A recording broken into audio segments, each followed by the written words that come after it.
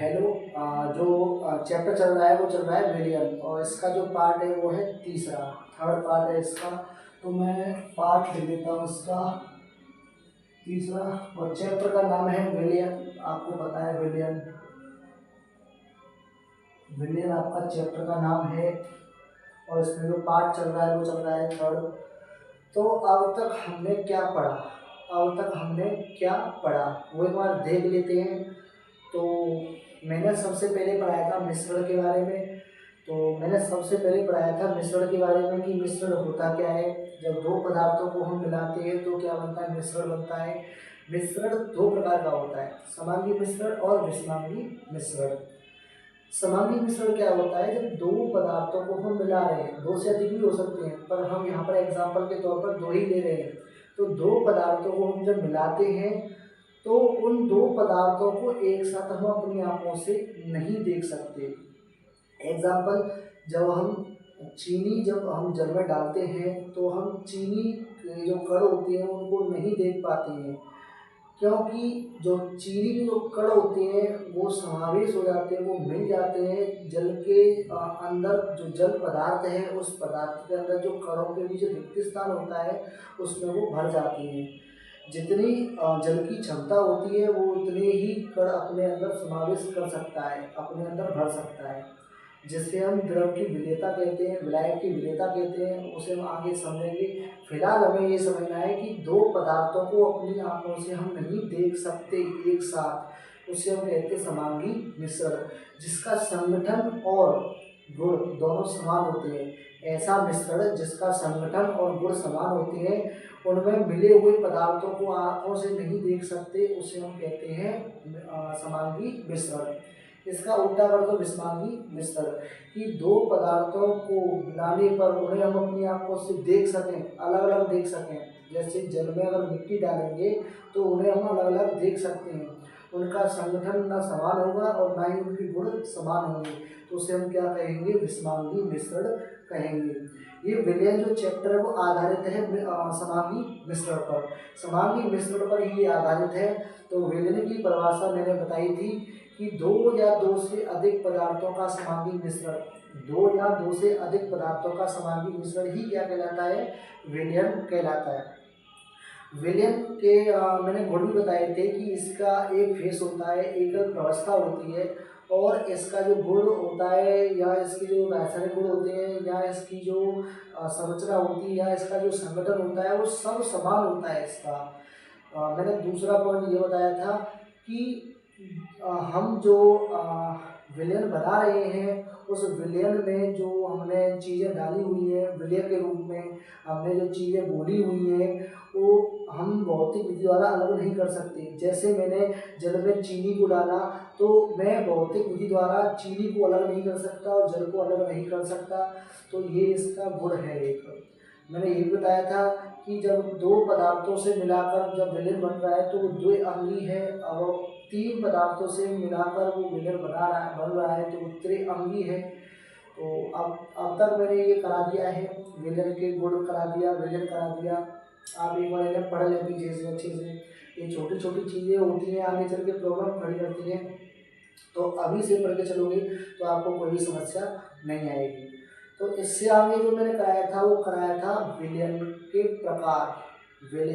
प्रकार। छोटी सी चीज़ साइड में मैंने विलय और विलायक भी कराया था। विलय और विलायक, विलय जो होता है वो क्या होता है, विलय जो विलयन में जो कम मात्रा में होता है उसे हम विलय कहते हैं। जो विलयन में जो कम मात्रा में होता है उसे हम विलय कहते हैं, और जो अधिक मात्रा में होता है उसे हम विलायक कहते हैं। अधिक मात्रा में होता है उसे हम विलायक कहते हैं। जैसे जल और चीनी ले लो। मैंने 2 ग्राम चीनी जो है 100 ml जल में मिलाई तो 2 ग्राम क्या हो गया, विलय हो गया। 100 ml क्या हो गया, आपका विलायक हो गया। ml जो होता है वो आयतन का मात्रक होता है। आपको पता होना चाहिए कि ml क्या दिखाता है, हमें घेरी हुई जगह दिखाता है। कोई भी स्थान जो वस्तु घेर रही है उसका क्या कहलाता है, आयतन कहलाता है।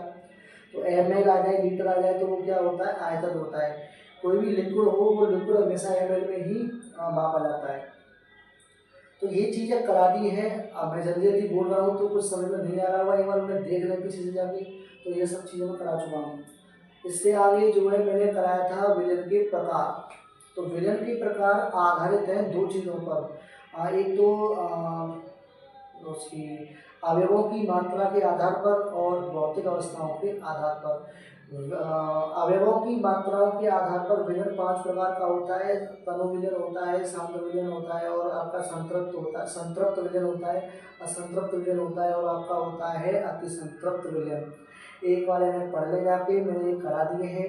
उस तनु विलयन क्या होता है कि हमारे पास कोई विलयन है, उस विलयन में क्या है, विलय की मात्रा कम है।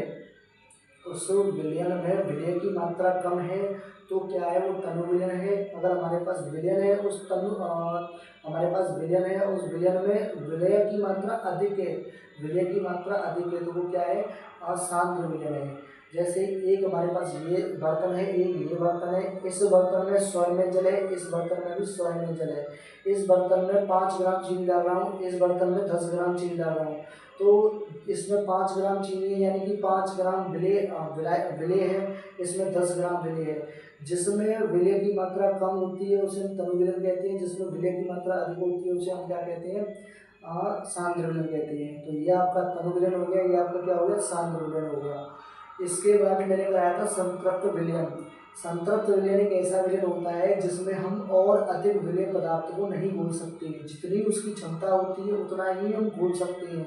तो ये हो गया संतृप्त विलयन।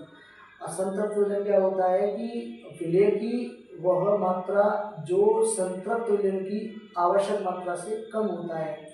विलय की वह मात्रा या वह ऐसा विलयन, सिंपल सी परिभाषा है, ऐसा विलयन जिसमें विलय की मात्रा, ऐसा विलयन जिसमें विलय की मात्रा संतृप्त विलयन की मात्रा से कम हो, संतृप्त विलयन की मात्रा से कम हो। जो संतृप्त विलयन है उसकी आवश्यक मात्रा से कम है। ये मैंने अच्छे से समझा दिया है, एक बार देख लें जाके पिछली वीडियो में, पार्ट 2 है उसमें देख लें, ये पार्ट 3 चल रहा है। मैं अभी समझाने बैठूंगा तो क्लास लंबी हो जाएगी, तो पीछे से आके देख लें। एक होता है असंतृप्त विलयन। हाँ, असंतृप्त हो गया, आवश्यक मात्रा से कम होता है। अति संतृप्त होता है कि ऐसा विलयन जिसमें विलय की मात्रा संतृप्त विलयन से अधिक होती है, तो वो होता है आपका अति संतृप्त विलयन। तो अब बारी है, इस साइड में कराया था आपका भौतिक अवस्थाओं के आधार पर जो विलयन होता है वो 3 प्रकार का होता है, ठोस विलयन, द्रव विलयन और गैस विलयन। ठोस विलयन, द्रव विलयन और गैस विलयन। तो हम स्टार्ट करते हैं ठोस विलयन को, हम स्टार्ट करते हैं ठोस विलयन को।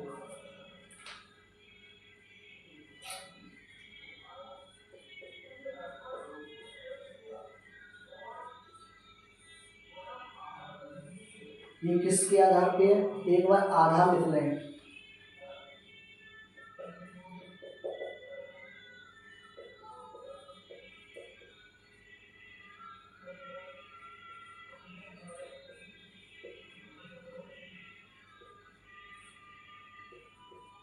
भौतिक अवस्था के आधार पर, भौतिक अवस्था के आधार पर।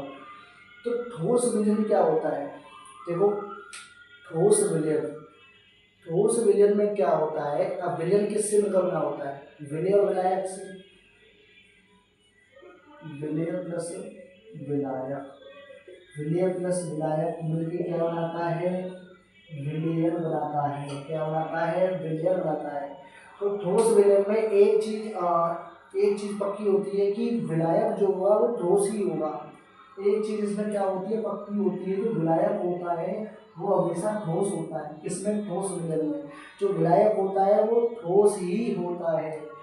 विलय जो होता है वो ठोस भी हो सकता है, कोमा द्रव भी हो सकता है, कोमा गैस भी हो सकता है, कोमा गैस भी हो सकता है। ऐसे कैसे हो सकता है, एग्जाम्पल लो आपको, पेरिडियम, पेरिडियम जो धातु होती है उसमें हम क्या मिला देते हैं, ऑक्सीजन, सॉरी हाइड्रोजन गैस मिला देते हैं।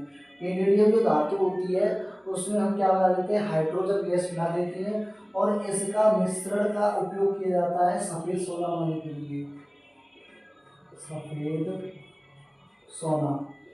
इसका जो प्रयोग किया जाता है, इसका जो प्रयोग किया जाता है वो किसके किसके लिए किया जाता है? सफेद सोना बनाने के लिए,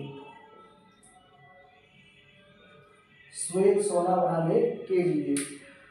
तो ऐसा एक और एग्जांपल दूंगा। पहले ये समझें कि विलेय ठोस द्रव गैस हो सकता है लेकिन विलायक ठोस ही होगा। तो क्या बनेगा? विलयन। क्या बनेगा? ठोस विलयन बनेगा। क्या बनेगा? ठोस विलयन बनेगा। क्या बनेगा? ठोस विलयन। तो इसकी परिभाषा क्या होगी? ऐसा विलयन जिसमें विलेय ठोस द्रव गैस हो सकता है परंतु विलायक ठोस ही रहेगा, उसका मिश्रण क्या बन जाएगा? विलयन, ठोस विलयन बन जाएगा। तो आप जैसे चाहो उसकी डेफिनेशन अपने तरीके से बना सकते हो, लेकिन आपको ये चीज़ याद रखनी है कि विलेय ठोस द्रव गैस हो सकता है लेकिन विलायक ठोस ही रहेगा। एग्जाम्पल मैंने बता दिया है, पैलेडियम धातु होती है और उसमें जो हाइड्रोजन गैस मिलाते हैं उसका जो मिश्रण जो तैयार होता है उसका प्रयोग जब हम सोना धातु सफ़ेद धातु बनाने के लिए किया जाता है, तो ये धातु हो गई, ये गैस हो गया। तो इसका जो मिश्रण बनता है वो हम किसके लिए उपयोग करते हैं? सफ़ेद सोना बनाने के लिए। इसे नोट कर लें। एक और एग्जाम्पल है इसका, ये पहला एग्जाम्पल है, ये दूसरा एग्जाम्पल है। गोल्ड में मरकरी, गोल्ड में मरकरी, गोल्ड में मरकरी। मरकरी होता है सामान्य ताप पर, मरकरी क्या होता है? देखो यहाँ पर बता दूं मैं, मरकरी पारा क्या होता है? पारा। हमारे कमरे का जो सामान्य तापमान होता है वो लगभग 22 डिग्री सेल्सियस होता है। किताबों में स्टैंडर्ड टेम्परेचर दे रखा है 25 डिग्री सेल्सियस। तो स्टैंडर्ड टेम्परेचर पर जो पारा होता है वो लिक्विड होता है। 25 डिग्री सेल्सियस पर पारा द्रव रूप में होता है, द्रव रूप में होता है। वैसे ये ठोस होता है लेकिन 25 डिग्री सेल्सियस पर जो पारा होता है वो द्रव के रूप में होता है। तो यहाँ पर एक द्रव हो गया और गोल्ड आपका क्या होगी? धातु हो गई, ठोस हो गया। तो कहने का मतलब ये है कि जो विलायक होगा वो ठोस ही रहेगा, विलायक जो होगा वो ठोस ही रहेगा, लेकिन उसमें जो मिलाया जाएगा, जो उसमें मिलाया जाएगा वो ठोस द्रव गैस कुछ भी हो सकता है। तो ये एग्जाम्पल है। 12th क्लास है, एक बड़ी लेवल की क्लास है, उसमें डेफिनेशन याद नहीं करनी होती, केवल समझनी होती है। तो आप समझकर अपनी भाषा में कुछ भी लिख सकते हो। ऐसा नहीं है कि कुछ भी लिख दो, लेकिन इससे रिलेटेड लिखना होगा। आपको समझ में आना चाहिए बस। हमेशा परिभाषाएं अपने आप ही बनाया करो, वही समझ में आती है। किताबी तौर पर परिभाषाएं कभी समझ में नहीं आती है। तो अगला है द्रव विलयन। मैंने किताबों में ठोस ही है, द्रव्य लिखाया है, यहाँ पर द्रव ठोस लिख रहा हूँ तो इसमें कोई प्रॉब्लम नहीं है।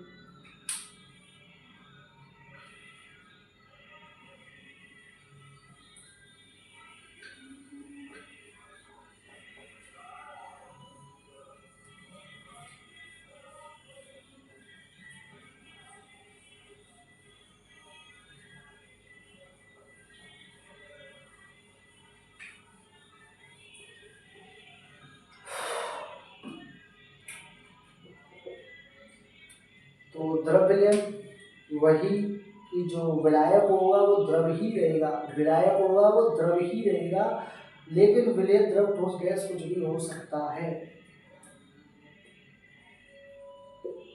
विलेय जो है ठोस द्रव गैस हो सकता है लेकिन विलायक जो होगा वो द्रव ही रहेगा। जो बनेगा इससे वो क्या बनेगा? द्रव विलयन बनेगा। क्या बनेगा? द्रव विलयन बनेगा। तो ऐसा विलयन जिसमें विलायक द्रव होता है और विलेय ठोस द्रव गैस हो सकते हैं, तो उसका जो मिश्रण है वो क्या बनेगा? द्रव विलयन बनेगा। एग्जाम्पल C2H5OH जल। देखो ये जो जल है, जो विलायक है, वो द्रव के रूप में, द्रव अवस्था में है। जो आपका विलेय मिला रहे हैं, घोल रहे हैं उसमें विलेय, जो विलेय है वो भी द्रव है, वो भी द्रव है, ये भी द्रव है, कुछ भी हो सकता है। विलेय पदार्थ तो ठोस भी हो सकता है, द्रव भी हो सकता है, गैस भी हो सकता है। तो एग्जाम्पल में हम ले रहे हैं, द्रव है तो मिला, इससे क्या बना, दारू हो गई। इससे जो मिश्रण बन रहा है वो क्या बन रहा है, द्रव विलयन बन रहा है, लिक्विड हो रहा है। ऐसा नहीं है कि द्रव है और विलायक हो रहा है तो ठोस बन गया, ऐसा नहीं है। तो यहाँ पर बन रहा है कौन सा विलयन बन रहा है, द्रव विलयन। द्रव विलयन एथिल अल्कोहल होता है, क्या होता है, एथिल अल्कोहल। एथिल अल्कोहल दारू होती है, एथिल अल्कोहल, तो ये दारू होती है। एक और एग्जाम्पल लेते हैं।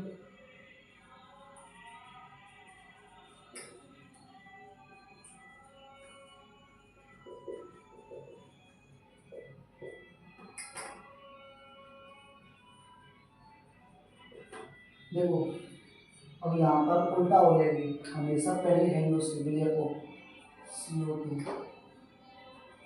H2O। तो यहाँ पर देखो CO2 क्या है, CO2 जो है गैस है, कार्बन डाइऑक्साइड गैस है, और गैस है, और ये क्या है, विलेय है। अब विलेय कुछ भी हो सकता है, ठोस द्रव गैस कुछ भी हो सकता है। और ये क्या है, आपका विलायक है, द्रव के रूप में है। तो मिला क्या, सोडा वाटर एक द्रव ही होता है, तो द्रव विलयन हो गया। तो कहने का मतलब है कि यहाँ पर विलेय पदार्थ कुछ भी हो, लेकिन विलायक द्रव ही हो, और बनेगा क्या, द्रव विलयन बनेगा। ऐसा नहीं है कि गैस है और यहाँ पर द्रव है और इनको मिला के ठोस बन गया, तो ठोस विलयन होगा वो। तो ठोस विलयन हो गया, उसमें भी ये कंडीशन है कि विलायक ठोस ही होना चाहिए। तो ये चीज़ें देखी जाती हैं। तो ये एग्जाम्पल हो गए इनके दो। और लेते हैं गैस विलयन। गैस विलयन तो वही सेम कि विलेय ठोस द्रव गैस कुछ भी हो सकता है, लेकिन जो विलायक होगा वो गैस ही रहेगा।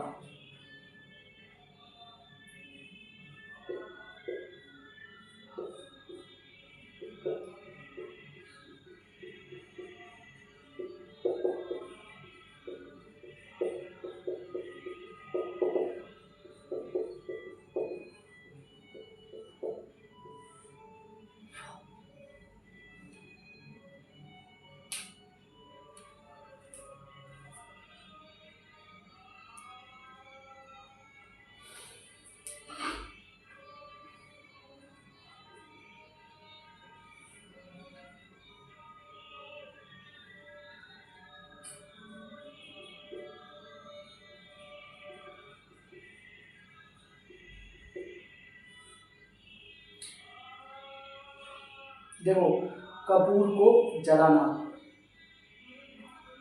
जब हम कपूर को जब जलाते हैं ऑक्सीजन की उपस्थिति में, जब कपूर को हम जलाते हैं तो कपूर ठोस होता है, और यहाँ पर जला रहे हैं इसको, ऑक्सीजन हो गया। तो हवा मान लो कपूर, हवा में कपूर या कपूर को जलाना, ऑक्सीजन की कमी, ऑक्सीजन की उपस्थिति में ही जलता है। तो यहाँ पर देखो कपूर हो गया आपका विलेय, कौन से रूप में, ठोस रूप में। ऑक्सीजन आपका हवा है, पूरी हमारी हवा है। तो जहाँ जिस जगह पर हम जला रहे हैं वहाँ पर हवा है, हवा में क्या है, ऑक्सीजन है। तो ऑक्सीजन की मात्रा तो बहुत हो गई, तो यहाँ पर विलायक हो गया। विलायक है कौन से रूप में, गैस के रूप में। तो ये ठोस से जब जलाएंगे तो ठोस से गैस के रूप में परिवर्तित हो जाएगा, उड़ जाएगा, हवा में गायब हो जाएगा। मतलब कहने का ये है कि ये वायु में मिल जाएगा। तो ये मिल जाएगा, तो यहाँ पर कौन सा विलयन बनेगा, गैस विलयन। गैस विलयन मतलब कपूर को हमने हवा में जब जलाया तो ऐसा नहीं है कि वो लिक्विड रूप में गया, जैसे पानी की बूंदें नीचे आ गई या फिर कोई ठोस बन गया जलाकर, ऐसा कुछ नहीं है कि हवा में जल जाएगा, गायब हो जाएगा, ये मतलब उड़ जाएगा हवा में, ये दिखेगा नहीं। कपूर जो है ठोस है, वो गैस में परिवर्तित हो जाएगा। एक आपने अवक्रिया पढ़ी होगी, ऊर्ध्वपातन।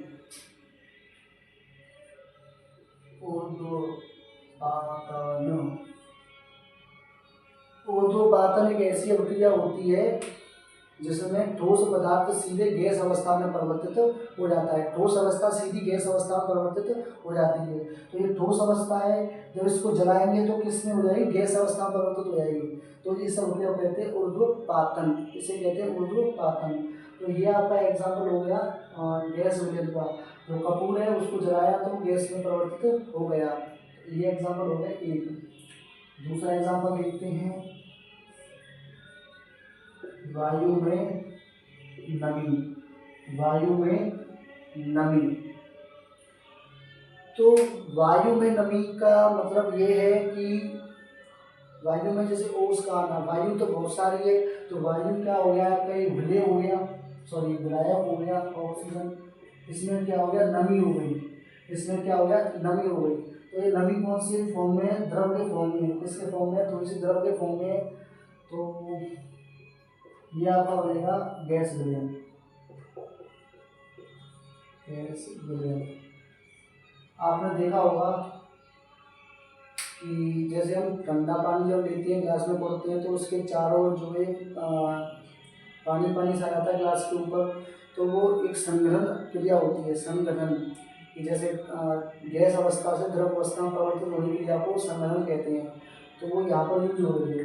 तो गैस, वायु में नमी एक गैसीय विलयन का एग्जाम्पल है। गैसीय विलयन का एग्जाम्पल है वायु में नमी और कपूर का जलाना। ऐसे बहुत सारे एग्जाम्पल हो सकते हैं, आप किताबों से देख सकते हो। तो ठोस द्रव गैस विलयन जो है आपका फिनिश हो गया। अब नेक्स्ट टॉपिक है विलेयता। नेक्स्ट टॉपिक है आपका विलेयता। तो इसको मैं रख कर देता हूँ और विलेयता देखते हैं।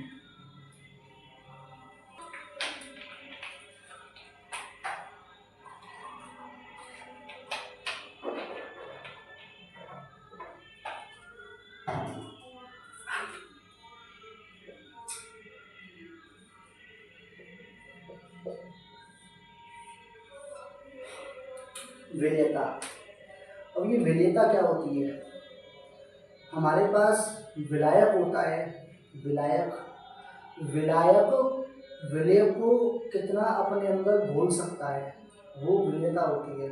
मतलब विलेय के घुलने की क्षमता, विलेय के घुलने की क्षमता। 100 ml जल में कितना विलेय घोल सकते हो आप, नमक कितना घोल सकते हो। हमारे पास 100 ml जल है, उसमें नमक कितना घोल सकते हो। 1 किलो घुल जाएगा, नहीं घुलेगा। 500 ग्राम घुल जाएगा, नहीं घुलेगा। 200 ग्राम घुल जाएगा, नहीं घुलेगा। 100 ग्राम घुल जाएगा, नहीं घुलेगा। तो दिखाई देगा वो, इसकी क्षमता ही इतनी है। कितनी क्षमता होगी, ये हमारे पास विलेय है जल। जल कितना है, 100 ml जल है। 100 ml जाएगा 10 ग्राम, सब मान लो कि 10 ग्राम जो है नमक घोल सकता है, तो 10 ग्राम नमक ही घोल सकता है। तो ये इसकी क्षमता हो गई विलेय की, इसमें इतना ही विलेय पदार्थ घुल सकता है। तो विलेय के घुलने की क्षमता किसमें, विलायक में। तो विलायक में विलेय की घुलने की क्षमता को ही क्या कहते हैं, विलेयता कहते हैं। क्या कहते हैं, विलेयता। विलायक में घुलने की क्षमता किसकी, विलेय की। तो विलायक में विलेय की घुलने की क्षमता को ही क्या कहते हैं, विलेयता कहते हैं। विलायक में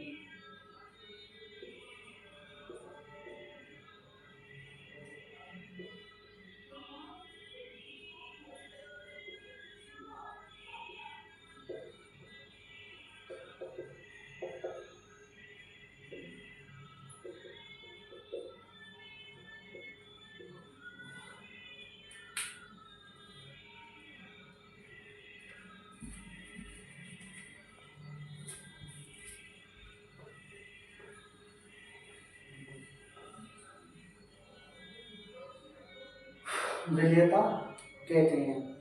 तो ये केवल हमें पता होना चाहिए कि विलेयता होती क्या है।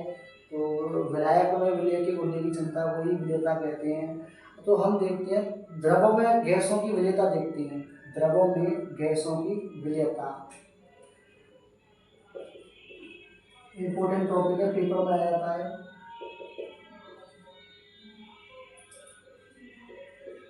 द्रवों में गैसों की विलेयता, द्रवों में गैसों की विलेयता। तो आप कुछ समझ रहे होंगे इसका अर्थ कि द्रव है हमारे पास, उस द्रव में गैसें घुली जा रही हैं। द्रव है हमारे पास, उस द्रव में गैसें घुली जा रही है। तो द्रवों में गैसों की विलेयता क्या होती है। तो वही यहाँ पर समझाएंगे कि द्रवों में गैसों की विलेयता क्या होती है। तो द्रव है, विलायक हो गया, कितना विलय घुल सकता है, विलय यानी कितनी गैसें घुल सकती हैं, कितनी देर में घुल सकती है गैस। तो देखो कुछ गैसें ऐसी होती हैं जो देरी में घुलती हैं। हमारे पास द्रव है, उस द्रव में अगर हम जल, मान लो जल है हमारे पास, उस जल में हम गैसें घोल रहे हैं, गैसें मिला रहे हैं, तो कुछ गैसें ऐसी होती हैं जो देरी से घुलती हैं। जैसे आपकी अध्रुवीय गैसें हैं। अध्रुवीय गैसें कौन कौन सी होती हैं?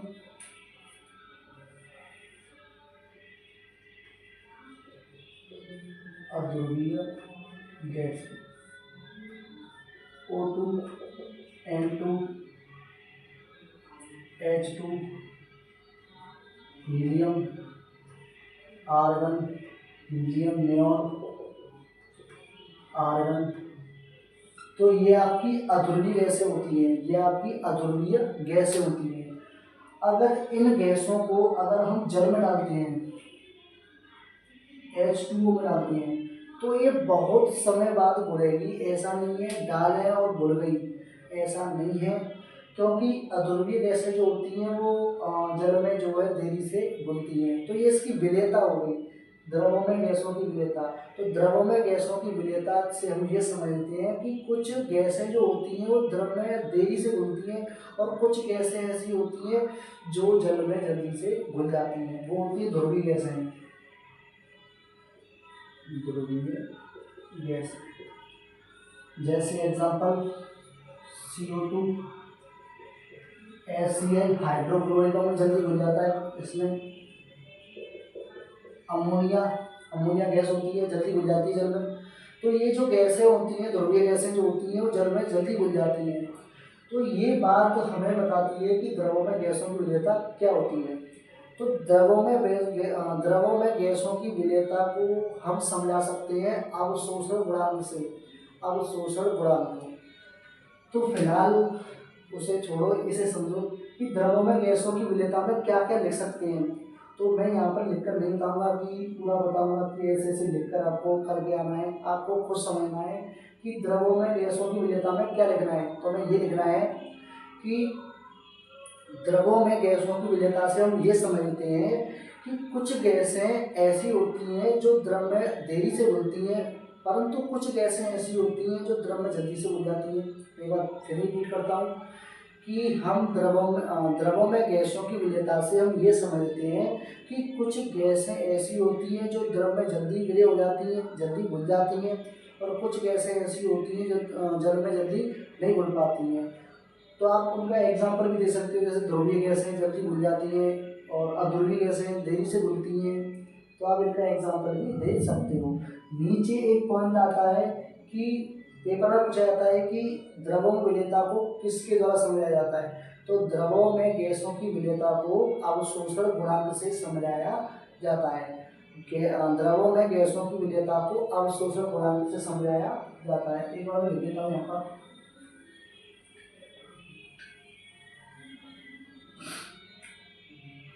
ये इम्पोर्टेंट है, आपको लिखना है इसमें, जो मैं भूला है। रोक कर उसे लिख भी सकते हो आप कॉपी में, फेयर में जो नोट्स बना रहे हैं। तो ये तो कंप्लीट हो गया आपका। आता है अब शोषण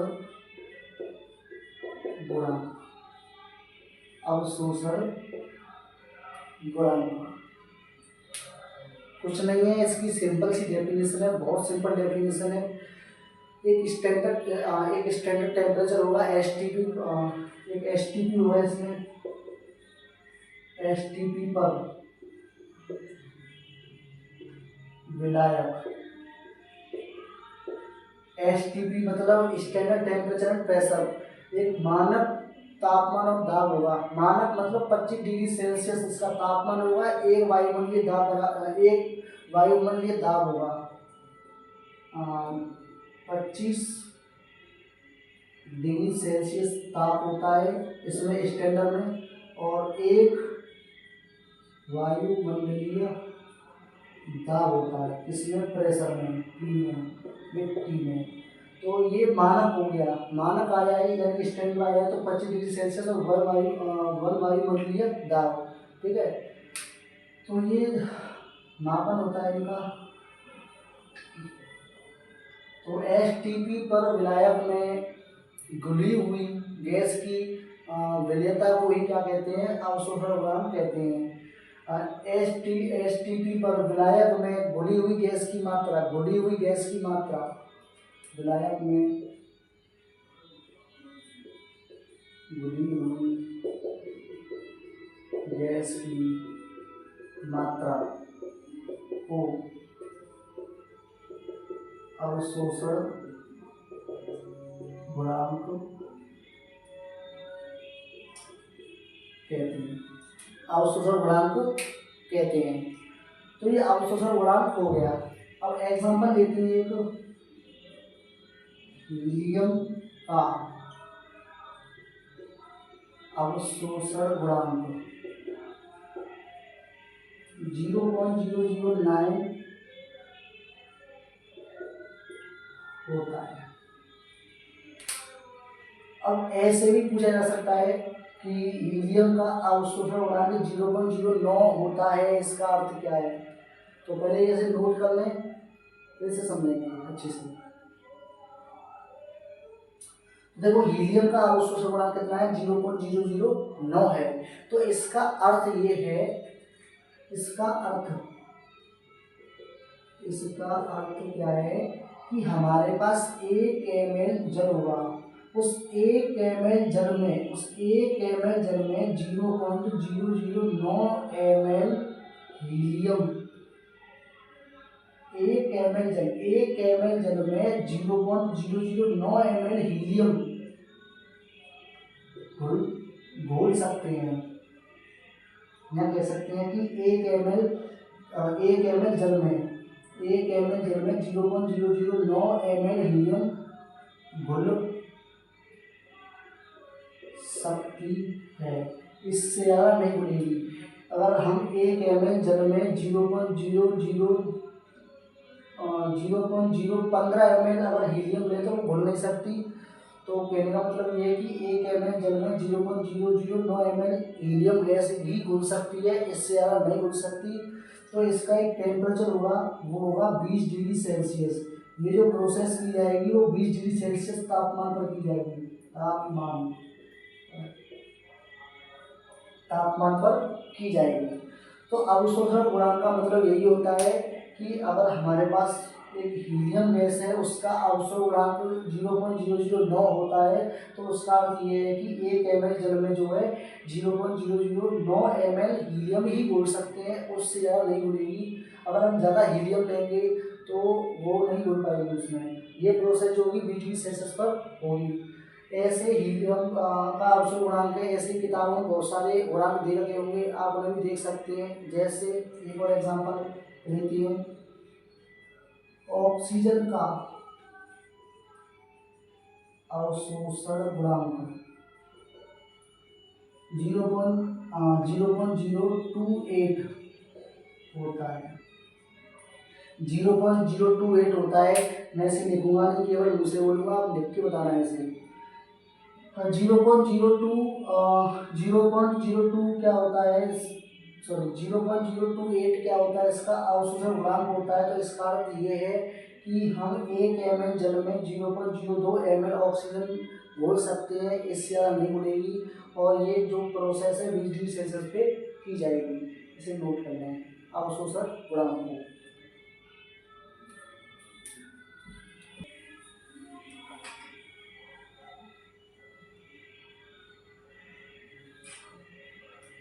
हाँ, तो अवशोषण गुणांक हमारा क्लियर हो चुका है। अब हम पढ़ते हैं द्रवों में गैसों की विलेयता किन किन कारकों पर निर्भर करती है। जब हम ये टॉपिक पढ़ रहे हैं विलेयता, इसमें बहुत सारी चीज़ें आती हैं, इंपॉर्टेंट चीज़ें। इसमें आगे हेनरी का नियम आने वाला है, हेनरी का नियम, राउल्ट का नियम, ये बहुत ज़्यादा इंपॉर्टेंट है। अभी से इन्हें पढ़ोगे तो आगे समझ में आ जाएंगे। तो नेक्स्ट टॉपिक है आपका, इंपॉर्टेंट है बहुत, ये आ जाता है। 2-3 चीज़ें कराएंगे, ये रिलेटेड, एक दूसरे से रिलेटेड हैं, एक दूसरे में ही फंसी हुई हैं। तो समझ जल्दी आ जाएगी। द्रवों में गैसों की विलेयता किन किन कारकों पर निर्भर करती है। तो एक क्वेश्चन नहीं है, एक लिखने का तरीका है। हाँ, ऐसे लिखा होगा कि द्रवों में गैसों की विलेयता पर निर्भर करने वाले कारक, द्रवों में गैसों की विलेयता पर निर्भर करने वाले कारक, ऐसे लिख रहा होगा किताब में। तो एक तरीका है कि किन किन कारकों पर निर्भर करती है, हमें पता होना चाहिए। तो पहला है आपका गैसों की प्रकृति पर, दूसरा है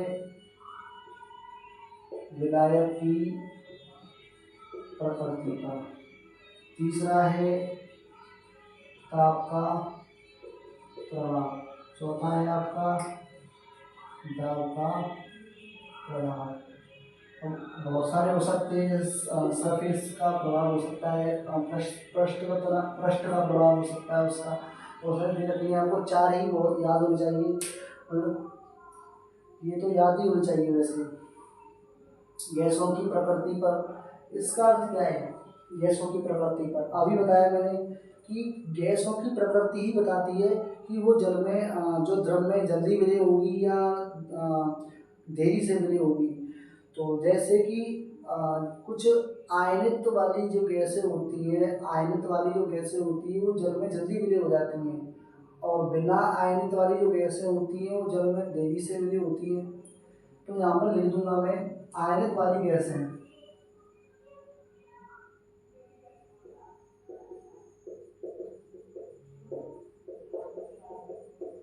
आयनित वाली गैसें जल्दी विलय होती है किसमें? विलायक में, द्रव में। तो आयनित वाली गैसें जल्दी विलय होती हैं बिना आयनित वाली गैसें, बिना आयनित वाली गैसें द्रव में देरी से विलय होती है। तो आपको इतना तो पता होना चाहिए कि आयनित वाली जो गैसें होती है वो जो होती है वो जल्दी विलय हो जाती हैं जल में, और बिना आयनित वाली जो गैसें होती हैं वो देरी से विलय होती हैं। और ये भी कह सकते हैं कि ध्रुवीय गैसें जो होती हैं, ध्रुवीय गैसें जो होती हैं वो जल्दी विलय हो जाती हैं, और ध्रुवीय गैसें जो होती हैं वो देरी से विलय होती हैं। तो ये भी हो सकता है। ठीक है, विलायक की प्रकृति, अगर हमारे पास ध्रुवीय विलायक है, ध्रुवीय विलायक है तो उसमें ध्रुवीय गैसें ही जल्दी विलय होंगी। अगर हमारे पास ध्रुवीय विलायक है और अध्रुवीय गैसें हैं तो विलय नहीं होंगी। तो ध्रुवीय विलायक है तो उनके लिए ध्रुवीय गैसें ही चाहिए विलय होने के लिए, जल्दी विलय होने के लिए। और हमारे पास अध्रुवीय विलायक है तो उनके लिए अध्रुवीय गैसें ही चाहिए जल्दी विलय होने के लिए। अब अध्रुवीय विलायक ध्रुवीय विलय क्या होती है? तो देखो, ध्रुवीय गैसें तो यहाँ पर बता दिया है, मैं यहाँ पर ध्रुवीय विलायक और अध्रुवीय विलायक बताता हूँ। मैं अध्रुवीय विलायक जैसे H2O, आपका H2O आपका अध्रुवीय विलायक है,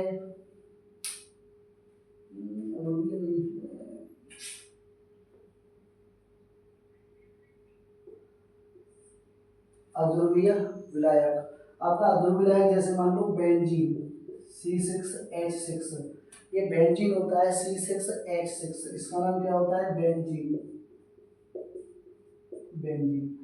और आपका comma CCl4 carbon tetrachloride, carbon tetrachloride, carbon tetrachloride, ये क्या होता है आपका अध्रुवीय, क्या होता है? अध्रुवीय विलायक। तो अध्रुवीय विलायकों के लिए अध्रुवीय गैसें ही चाहिए जल्दी विलय करने के लिए। और ऐसा नहीं है कि अध्रुवीय विलायक हमारे पास है उसके लिए ध्रुवीय गैसें चाहिए तो तेजी से विलय होंगी। और आपका ध्रुवीय विलायक क्या होता है? आपका H2O,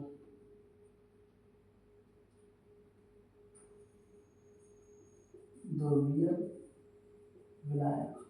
ध्रुवीय विलायक क्या होता है? H2O। तो इसमें लिख सकते हो कि ध्रुवीय विलायकों के लिए ध्रुवीय गैसें होती हैं जल्दी विलय करने के लिए, और ध्रुवीय विलायकों के लिए अध्रुवीय गैसें होती हैं विलय करने के लिए।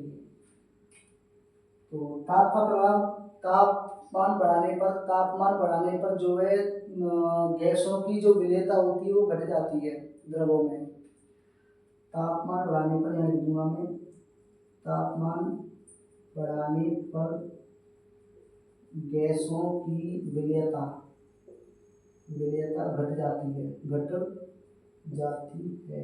इसको याद रखना है, विलेयता घट जाती है तापमान बढ़ाने पर विलेयता घट जाती है किसकी? गैसों की। और दाब बढ़ाने पर गैसों की विलेयता बढ़ जाती है। विलेयता बढ़ जाती है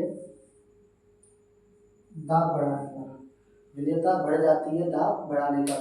एक बार मैं फिर रिवाइज करता हूँ। द्रवों में गैसों की विलेयता किन किन कारकों पर निर्भर करती है? गैसों की प्रकृति पर, विलायक की प्रकृति पर, ताप का प्रभाव और दाब का प्रभाव। गैसों की प्रकृति, आयनिक वाली जो गैसें होती हैं वो जल्दी विलय हो जाती हैं, और बिना आयनिक वाली जो गैसें होती हैं वो देरी से विलय होती हैं। तो ये गैसों की प्रकृति है। और विलायक की प्रकृति, अगर हमारे पास ध्रुवीय विलायक है तो उसमें गैसों को जल्दी विलय करना है तो उसके लिए ध्रुवीय गैसें ही चाहिए।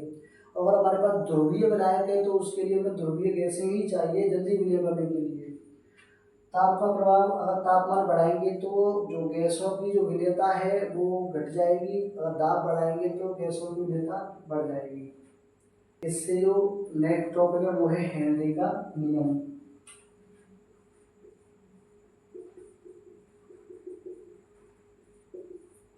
हेनरी का नियम इसे पार्ट 4 में कराएंगे, हेनरी का नियम। तब तक मैं थोड़ा 2-3 चीज़ें समझ लेता हूँ।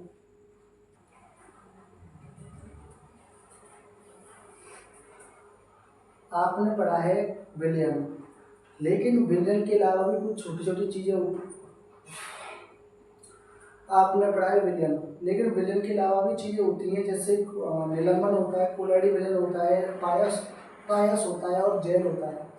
अब मैं इन चीज़ों को बता रहा हूँ क्योंकि आगे ट्वेल्थ में ये चीज़ें आने वाली हैं।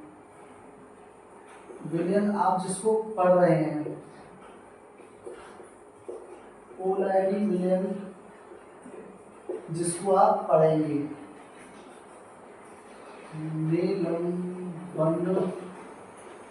निलंबन जिसको आप पढ़ चुके हैं, इसे पढ़ रहे हैं, इसे पढ़ेंगे, इसे पढ़ चुके हैं 9th क्लास में। पायस इसे पढ़ेंगे, जेल इसे भी पढ़ेंगे। तो आप विलयन पढ़ रहे हैं तो विलयन के बारे में जानते ही हैं आप, क्या होता है विलयन। निलंबन क्या होता है?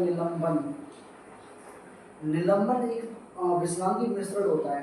निलंबन जो होता है वो एक विसंवादी मिश्रण होता है। ये क्या होता है? विसंवादी मिश्रण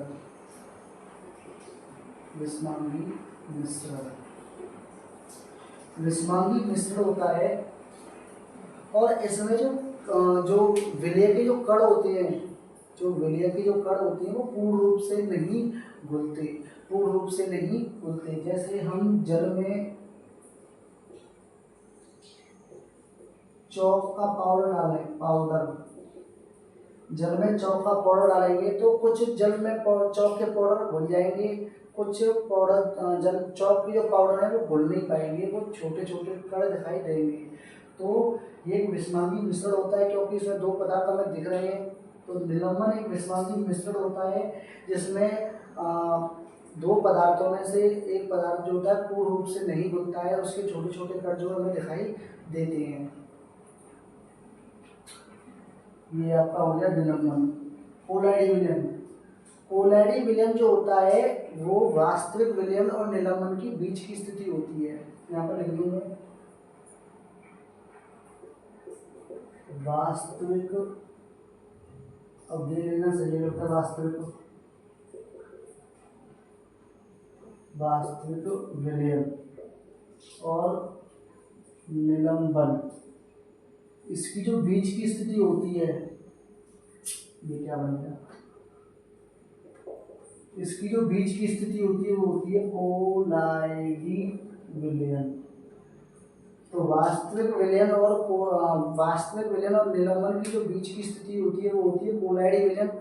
इस कोलाइडी विलयन में जो कणों का आकार होता है, जो चीज बोल रहे हैं उन कणों का आकार होता है 10⁻⁶ मीटर से 10⁻⁹ मीटर तक।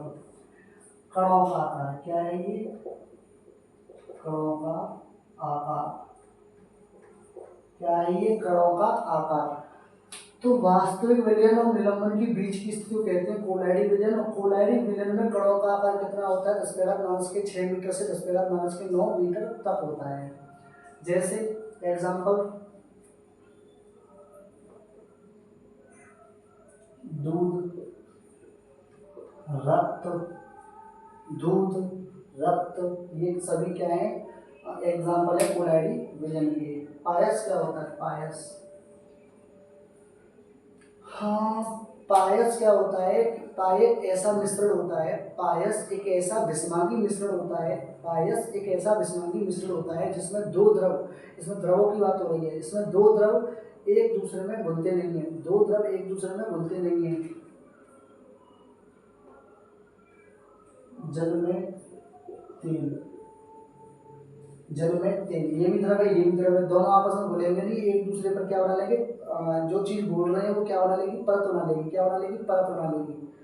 तो पायस एक ऐसा विषमांगी मिश्रण होता है जिसमें दो द्रव आपस में मिलते जुलते नहीं है, मिलते घुलते नहीं है, और जो चीज बोल रही है इसमें वो एक परत बना लेता है, क्या बना लेता है, परत बना लेता है। तो ये पायस होता है। जैल क्या होता है, जैल क्या होता है, अर्ध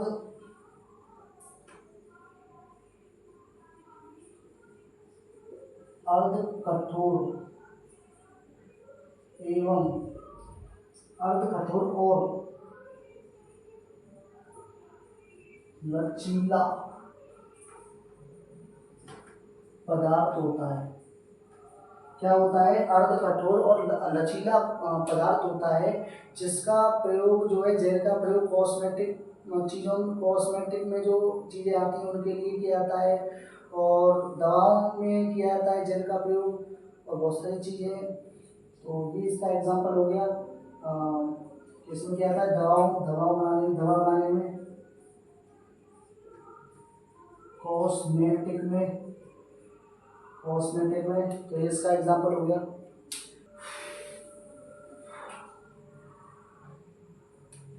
तो विलयन हम पढ़ रहे हैं, कोलाइडी विलयन जो है आगे आएगा। तो ये अभी से बता दिया मैंने, पायस जल इसी में आएंगे, विलयन पढ़ चुके हैं। तो ये सब चीज़ें मैंने बताई हैं, वो नॉलेज के तौर पर बताई हैं, आप इन्हें पढ़ें, और जो भी मैं करा रहा हूँ उसका नोट्स बनाएं, क्योंकि वो ज़रूरी है। आप जब पढ़ने बैठेंगे तो एक अच्छे से नोट्स होने चाहिए पढ़ने के लिए, क्योंकि वही नोट्स हमारी हेल्प करते हैं एग्जाम में। तो यही इस पार्ट को समाप्त करते हैं।